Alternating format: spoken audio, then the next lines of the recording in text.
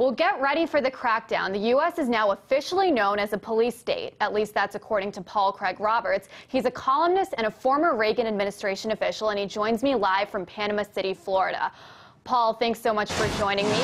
So you've said that U.S. President Obama is continuing Bush-era policies and that the United States is essentially a police state. Can you elaborate on that, please? Well, yes. We have this case of Afia Siddiqui, who is an American citizen who was kidnapped and held in the Bagram military base in Afghanistan for 5 years, secretly tortured, denied all her constitutional rights. The whole thing was totally outside all known American law. And now we've had the Dennis Blair, the head of national intelligence, announce that the United States government has a list of Americans that it will assassinate abroad.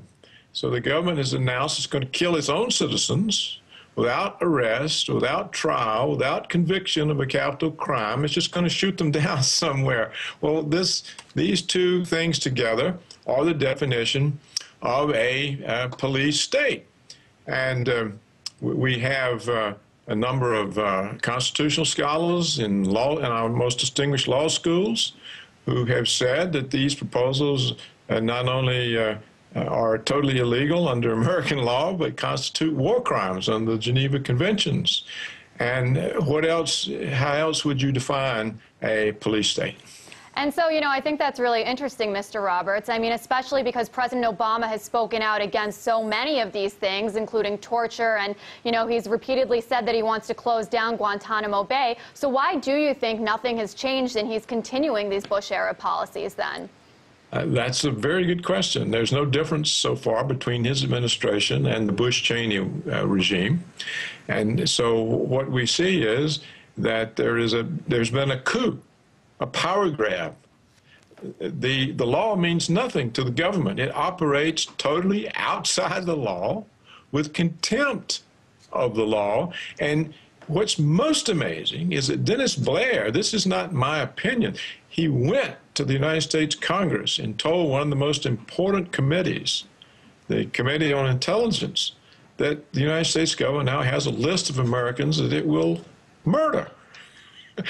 Well, how does this differ from Joseph Stalin? And so, how is this all possible? How can the United States just simply disregard international law, and what should be done to stop this? I don't know how it's possible. I don't know how Joseph Stalin was able to murder all the heroes of the Bolshevik Revolution. I don't know how Hitler was able to take over Germany and completely flush the law, but that's what's happening here. And we have these statements from these distinguished American legal scholars that this is not only completely against the Geneva Conventions and the Fifth Amendment of the United States Constitution, which requires a due process. But if you announce you're just going to murder people, there's no due process.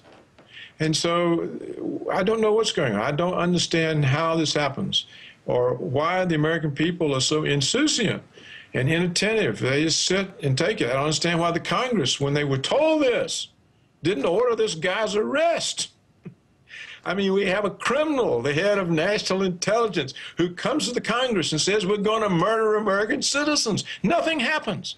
Well, Mr. Roberts, I want to thank you so much. You're clearly very passionate about this. According to Mr. Roberts, the United States turning into a police state.